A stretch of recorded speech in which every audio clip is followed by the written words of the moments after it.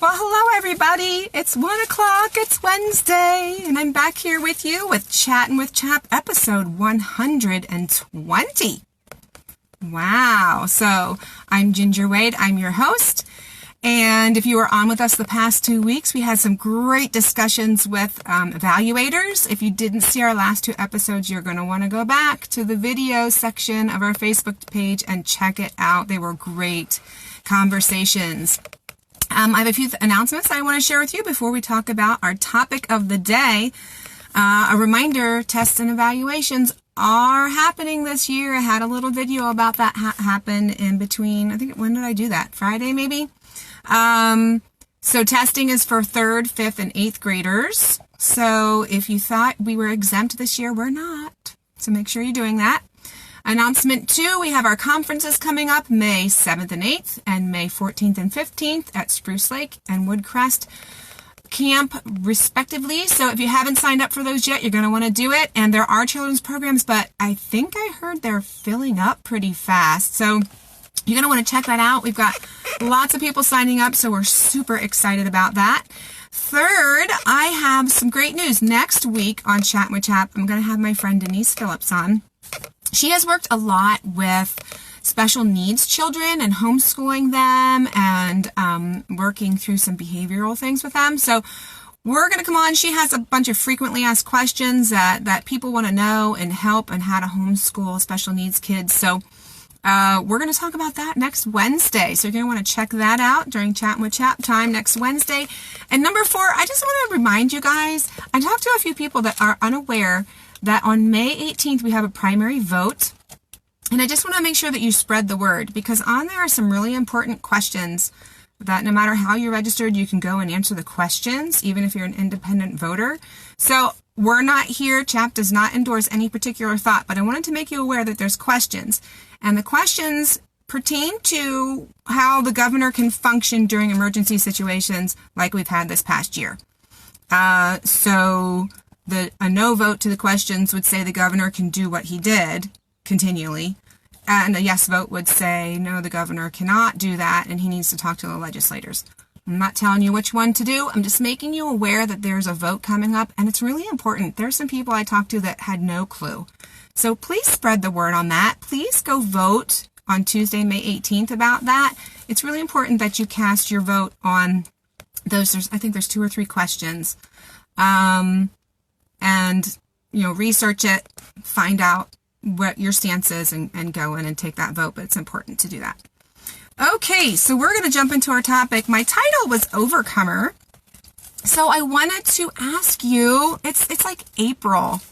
Okay, Gabriel Jackie says, even if I got a letter from our school district stating no testing this year due to COVID, it is. I don't actually know why the school districts are saying that. I know there's a bunch of people who have gotten on different chat posts saying that the school district says there's no testing. The school district has, I think they have some kind of a waiver until the fall. This is what I'm understanding, like PSSAs are postponed or something. That does not apply to homeschoolers. What the school district doesn't understand is that homeschoolers have their own set of laws, and we don't follow the public school law. We follow the homeschool law, and the homeschool law says if you have children in 3rd, 5th, and 8th grade, you have to get them tested.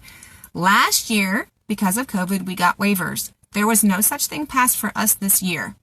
They may have passed it for the public school kids, but they have not passed it for the people following the homeschool law. So if you're following homeschool law, Jackie, you still need to get those tests done. Even if the school district says you don't, the school district doesn't see it anyway, it's just your evaluator. But to comply with the law, you still need to do it. Okay, so, and that's one thing I want to remind all you guys, and if you know new people to homeschooling, please tell them the school district is not where you need to go for information on homeschooling. They do not understand the homeschool law. They do not know it. They don't understand it. It's foreign to them. Don't ask your school district for information on the homeschool law. Come to us. Come to CHAP. Go to homeschoolpennsylvania.org. Go to HSLDA. Please do not go to the school district for information on homeschooling. They do not know the answers. Okay? So, yes, testing, even if your school district said that you don't have to do it. Okay? Cool. All right. So that's the thing. You kind of come to us for homeschooling information. The school district doesn't really know. Okay. Awesome. Okay. So let's jump into our topic for today. So it's April something. What is it? April 7? Today's April 7. April. Wow. So are some of you getting ready to wrap up? We're going to be wrapping up in the next 3 or 4 weeks. So it's exciting. So how are you finishing? Are you finishing well? Are you putting all your effort into it? Is this your first year? Has it been hard? Homeschooling is not for the faint at heart. It is hard work. I do not deny you that. But I want to remind you that the mark of success is not comfort. It's not. So choosing homeschooling is a lot more popular now. There's many more people homeschooling now than were before, but it is actually still a fringe thing. You know, percentage-wise, there's a very tiny amount of us homeschooling compared to those who are in other school situations, and many actually don't approve of it. It is a fringe thing. So here's something I want to encourage you guys in. Resist the need for approval. If you're a homeschooler, you're weird. I'm sorry. I learned this 18 years ago. I've accepted it. I'm embracing my weirdness. I am just weird and different, and I think differently and about education, and that's okay. But resisting that need for approval is so important to your success, even amongst homeschoolers. People do it differently. People handle homeschooling differently. Some people are academic. Some people unschool, which doesn't mean they're not academic. They just do it without books and the rigidity. Some people do hands-on. Some people do listening. And it's so different. It's so different. And yet we all have opinions on how everybody does it. But don't desire others' approval in your homeschooling journey. You will always do things that other people don't approve of. Always. There will always be something, and this is not even in homeschooling. This is in life. You're always going to make choices, or God is always going to lead you to choices that isn't what someone else is doing.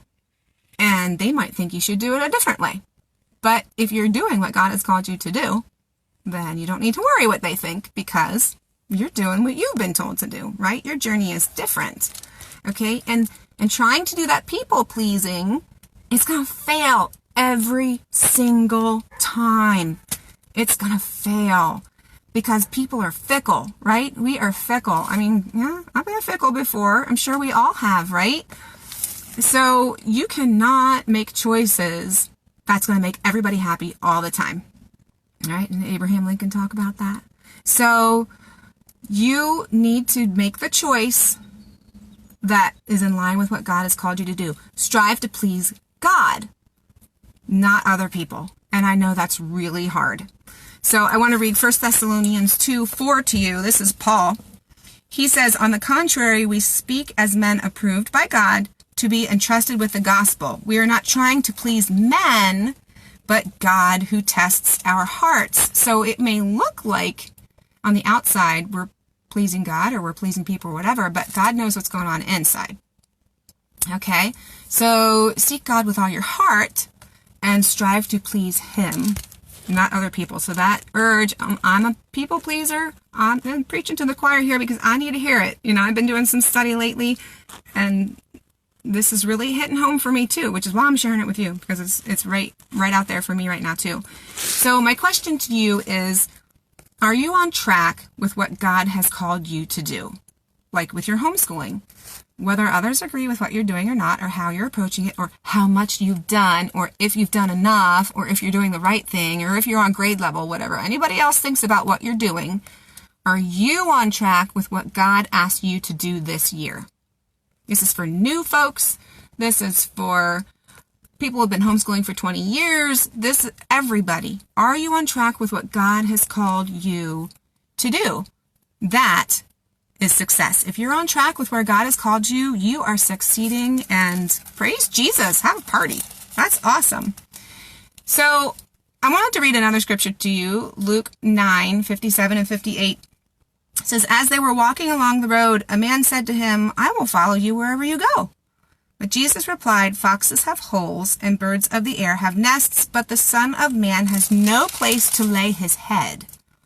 So when you hear that, what do you think? Like, was the life of Christ and his preaching, was it a picnic?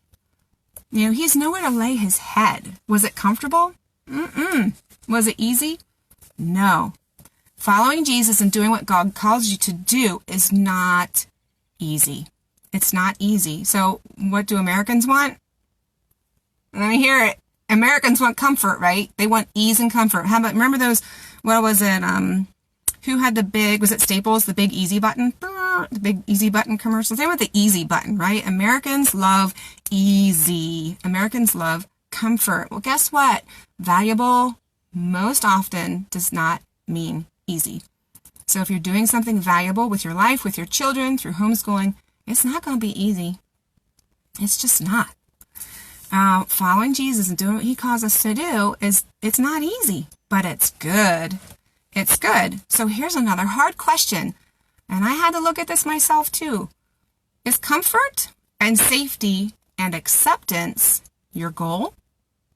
Is it even your idol? That's something really hard to think about, because God has challenged you to do hard things, and homeschooling is one of them. Homeschooling is hard, but he has called you to make disciples of your children and of others. It's not easy. And if safety is your idol or your goal or ease or even control, yeah, it's not going to work. It's not going to work. So one thing that was really interesting in our call to make disciples of our children and of others, it says go and make disciples. Do you notice that doesn't say go and be a disciple? I had that, that was in a sermon I listened to recently. It doesn't say go be a disciple.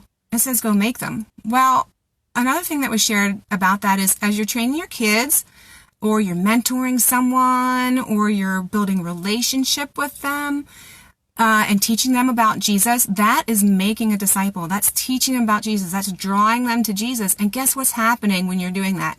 You're being a disciple.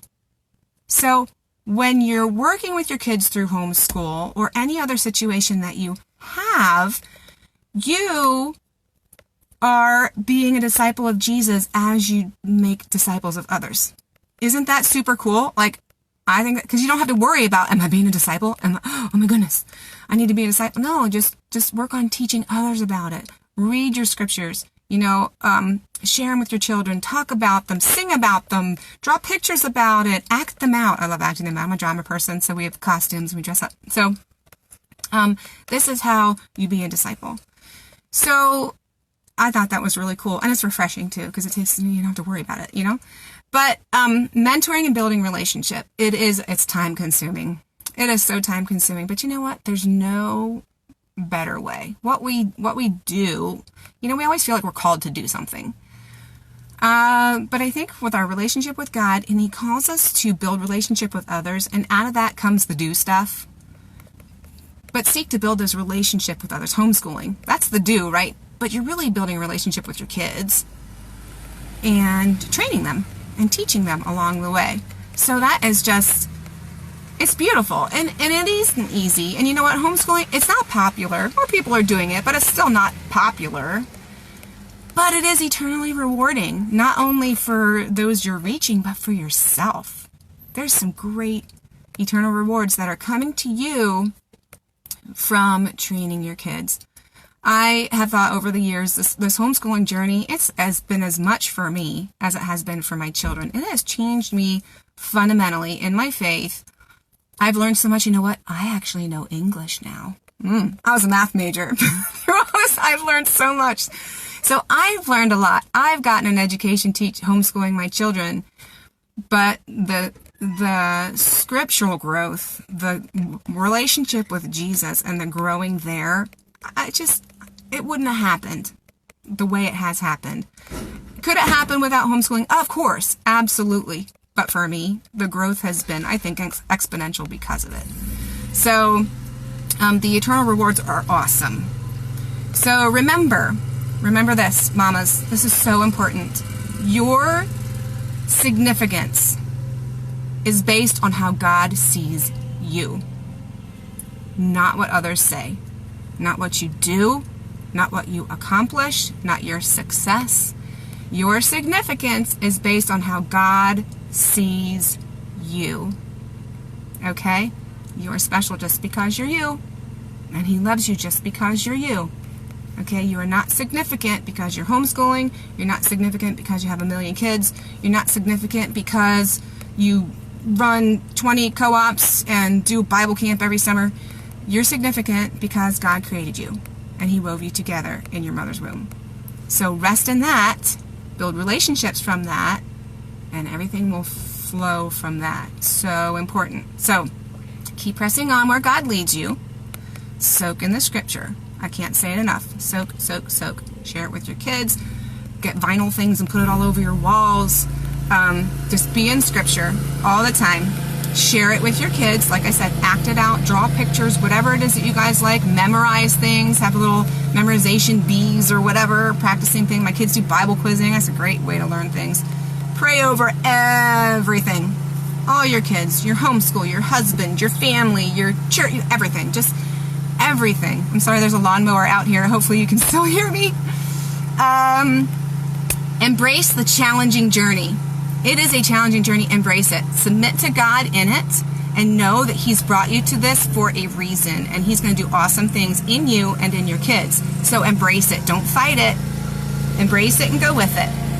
He has placed you on this journey for a reason. And what I said earlier, resist the desire for people's approval. It will fail every time. Resist it. It's so hard. I'm right there with you. I totally understand. It is so hard. But you have God's approval. Resist the need and the desire to have others' approval. That will get you very far. Okay? So, you are an overcomer. I wanted to remind you of that. 1 John chapter 5, verse 4. For everyone born of God overcomes the world. This is the victory that has overcome the world, even our faith.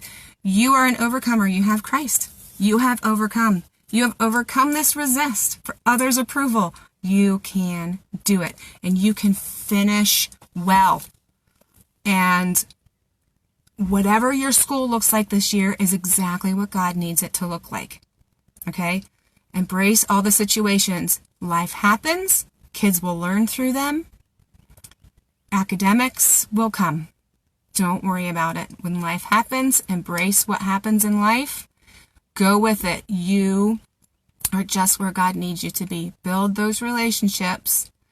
And new babies come in. Well, guess what? Kids get to learn all about taking care of new babies. And maybe even doing some cooking and laundry and taking care of the house, right? It's all learning and it's all valuable. And hopefully you have an evaluator that agrees with you, because I know so many evaluators are like, every day is learning.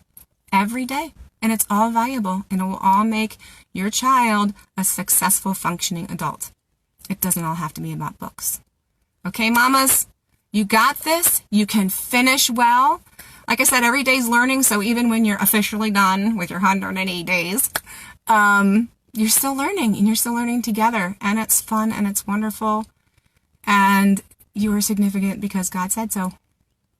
So thank you for tuning in today. I'm so glad you were here with me to share this. This has been quite a journey for me lately. All these things I've been learning, and I just wanted to share them with you. Remember that we have 2 conferences coming up. I hope to see you there. I'll be speaking to both of them, actually. And next week we'll be talking about special needs learners and vote. So, okay, it was good to be with you guys today. I hope this really encouraged you, and please leave your comments. Please post questions or topics that you'd like me to discuss or get someone on to discuss. You can also reach us through the contact form on chaponline.com. I'm so glad you tuned in with us, and I'll see you next Wednesday. All right, have a great day today. Enjoy that beautiful, beautiful, beautiful weather. Okay, bye-bye.